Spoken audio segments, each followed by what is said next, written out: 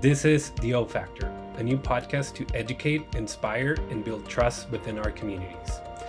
Hi, I'm Dr. O, your host. On this episode, we're going to be talking about how gratitude can impact your health, food, and many other things. Hi, Mimi. Thank you for being with us here today. We're starting a new tradition with this podcast, and I am as you can tell, an avid bubblehead collector. So I am asking my guests to pick a bubblehead and just something that calls to you and give us a short explanation as to why you chose that bubblehead. Okay, so I should do that right now. Yes, please. Oh, that's pretty easy.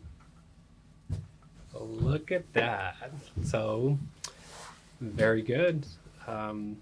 So I'll get in a second and you can tell us why you picked this one, but I do want to introduce you to our guests. So today we have the honor of having with us Mimi Mateo, who is our Director of Wellness and Belonging here at TrueCare. She is a midwife and she is a certified diabetes educator. Very happy that she is with us today. She graduated from Yale University with a master's degree in midwifery in 1989. She believes that all women and their families deserve to be listened to and supported in their personal growth as they make decisions about growing their families and taking care of their health. For the last 20 years, her focus has included working alongside women as they care for themselves to manage diabetes in pregnancy. And her current title is something that she transitioned to within the last 5 years or so. Mm-hmm. So we'll talk a lot more about the work that you've been doing. But before we go into that, I would like to try to understand why you went with that bubblehead. Yeah, this bear just spoke to me. I think when I moved to San Diego in 1990, it was all about the pandas. So that's important to me. And there's something about this panda that reminds me a little bit of my husband. So I like to think of his spirit here with us. Thank you for sharing that. That's really powerful. And they're back in San Diego because they were taken away earlier this year. The pandas are back. So the pandas are back. Great. Well, very good. So we're going to get right into it. So As I said, you've been in the medical space for 36 years. Yeah, long time. What's been a moment that really sticks with you, even after you've transitioned into the administration side, working in community health centers? So this can be something that, you can talk about your clinical experience, something administration, something, a combination, like a moment or something that really, sticks with you. Yeah, I've spent my whole career in community health centers. I started on the border in Texas when I first graduated, and then I've worked in community health centers in San Diego since 1990. And I think one of the things that really hits me when we think about community health centers, obviously, we think about a place that provides access for the community, but the real secret is within the walls here, we are a community. All of the years I've worked here, healthcare is a team sport, and I think community health centers, more than any other healthcare organization, understands that. So we have health educators, we have nurses, medical assistants, care coordinators. There's just such a robust team because a clinician can't do it alone. Dietitian, behavioral health providers, it goes on. And it has been thrilling for me to be part of the community. So when I moved into my new role, I was really excited. So much support from all of our chiefs and our senior leadership team where you sit, to really drive this message of everyone belongs at TrueCare, the patients and the people who sign up to work here. That's just great. I think it reminds me also of why one of the reasons that I decided to come and work here, when I found out that we had a person before I met you in your position, and I was like, who is this person? I went on the website and I read your bio, and actually read everyone's bios there. And before I started working here, and I was like, this is something that distinguishes this organization from others. The fact that we are investing in having this position, and now, having been here for a little over 3 years and seeing all the great work that you do and you bring to the table, and the collaboration with all the departments that you mentioned. But I do want to circle back to the community, right? So it's we care for the community at large in here in San Diego, Riverside counties, and indirectly communities beyond the counties we serve. But then your comment on the community we have here within TrueCare, within the organization, I think it's something that's really important. And we're all here for the same common goal. And I think definitely a team sport. None of us would be able to do our job without every other person that you mentioned. There's probably more, right? So the team it continues to grow, and I think healthcare has evolved a lot, and there's like new roles and new functions that people need to fill to be able to deliver high quality care, which is part of what we're here to do. Yeah, absolutely. And I will say, I think it's been pretty exciting after more than 30 years in just the clinical space to be primarily in administration, and my office now is in human resources. And the talent and commitment of the people in human resources was something that I had not been exposed to. Their ability to recruit people in, and then to really support all the work that is done on behalf of the employees, finding the best benefits. I'm really excited about our new med staff department, really supporting providers from start to finish. So sometimes it's the behind the scene folks. I think about our IT department. I think about our facilities department. I think about the patient navigation center, people managing the calls. And I feel like here we have a culture that recognizes that everybody's contribution is important. Yeah, I think it is. And I think there's, all of us know and understand that there's no one role that's more important than another. Without everyone you mentioned, we're probably forgetting some, like Right. we wouldn't be able to function. Like everything you mentioned is very important.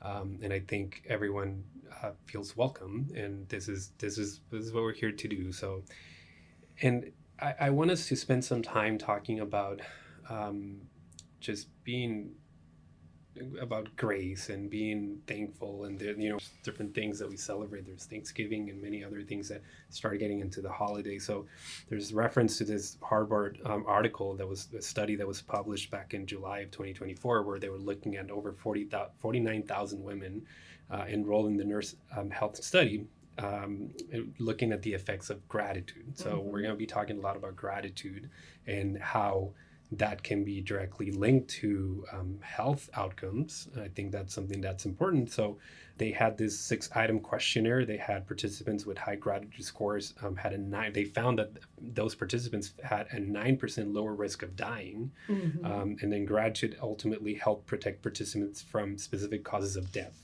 And I have the questions. I'm going to read the questions here that they were being asked. So what happened today that was good? What am I taking for granted that I can be thankful for? Which people in my life am I grateful for? What is the last book I read or movie, show, or social media clip? Now, including social media, because that's how a lot of people get their news and everything nowadays. I saw that I really appreciated, and why. What am I most looking forward to this week, month, year, and why? And last question, what is the kindest thing someone has said or done lately? That's what they found in this study, but can you share more about your experience, what you know when it comes to this? Yeah, I think it's such an important topic. There's so much research that backs up the physiologic effects that coming into a space of gratitude has.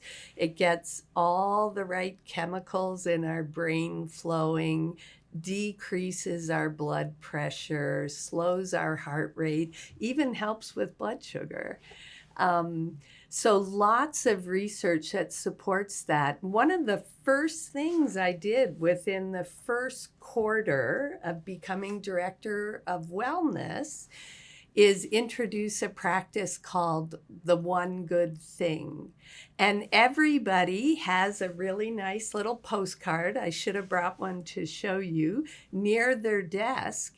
And our hope is that morning huddles or meetings are starting with people taking just 1 minute to share something good that's happened in the last 24 hours. Might be the traffic was not too bad. I had a great cup of coffee. My middle schooler let me kiss them when I dropped them off. You know, it could be anything. But our brains are wired to remember the negative. From an evolutionary standpoint, that was protective. We had to remember where the tigers were to keep ourselves safe. We have to create with intention to remember the positive. And the research says if we start the day like that, everything's going to go better. So we have this history of true connections at all of our meetings that we roll out department-wide. And I really try to curate those questions. People say it's an icebreaker. It's so much more than that. We're looking to really do questions that are affirming people's identities, their strengths, their ability, their gifts, what they're showing up for. And sharing that with somebody helps us claim it and bring it alive in the day. Yeah, I mean, I can 100% vouch for that, because when I started, like, I was part of that as well. And I was like, oh, this is, okay, I was connecting the dots and like, okay, I see what your role is and what you're bringing here and doing that. It's very powerful because, we're constantly on the move, right? We go from one place to another where you're seeing patients or you're having meetings, you go from one room to another, and then like you have to pause and you have to take that time and be grateful and share with others as well, right? So there's a lot of things you can do for yourself. Sometimes without thinking about it, that's not necessarily your intention. By sharing something, you're doing a lot for others, and you can reflect on that, and then you can see like, oh, like there's other people that perhaps are going through what I'm going as well, or you can connect in so many ways when somebody will make a comment about, like you said, your middle schooler, and like, oh yeah, mine too, and I remember the days and all that. So I think it's great, very, very important. So when as I mentioned, right, so November, food, thankful, different things that we're thankful for and grateful for. There's a lot of sort of activities and different things that happen around this time. I can't believe that we're almost towards the end of the year here. What are some holiday traditions you're grateful for or looking forward to? Oh, there's a lot. I think I share with a lot of people, holidays is about getting together with people I love, family and friends. And I just do want to do a little insert here and say that, typically the holidays have a lot of build up and often are really happy times. They can also be stressful times. Yes. And I think, especially with what so many people are experiencing now, times are tough. Things are expensive, things are uncertain. There's a lot of anxiety, I notice, not just with patients coming in the door, with everybody I work with. And so one thing I like to remind us of is it's really important. I think we often kind of beat ourselves up when we're not feeling happy and grateful, because no matter what's going on, we do live in a country with a lot of resources, even when we're feeling a little bit shut out. Um, and so then we say, oh, I have so much to be grateful for. I should just ignore these hard feelings I'm having. And research tells us again and again, if we don't acknowledge, this is a really tough time, this is really hard for me, we don't want to get stuck in that space. The answer is then to look around and recognize, yeah, I think a lot of people are feeling the way I am. It's okay that I feel like this, and it will pass. And that immediately, maybe we're going to reach out and connect with someone, or we'll just get through to the end of the day and we wake up the next morning, something is a little bit different and we can go forward. So as we approach this time, I just want to name the excitement and the challenges that might arise. Yeah, and speak about resources. And so we are all aware that many out there in the communities that we serve and just throughout the whole country have had their SNAP benefits, halted, and there's a lot of issues and different cuts and just a lot of different things that might or might not happen. And I've seen a lot of, it continues to give me hope in humanity, that as we didn't know what was going to happen, I started to see a lot of pop up sort of, pantries here and there, like people in their like front yard and like, here it is. And then I saw a video on social media the other day where someone, like people were just like putting money inside of someone's mailbox because they saw they had something in the pantry that his kid started, and they were like helping him. It's like, hey, I can't do this, like here's some money, go buy things and all that. So I think we all come together.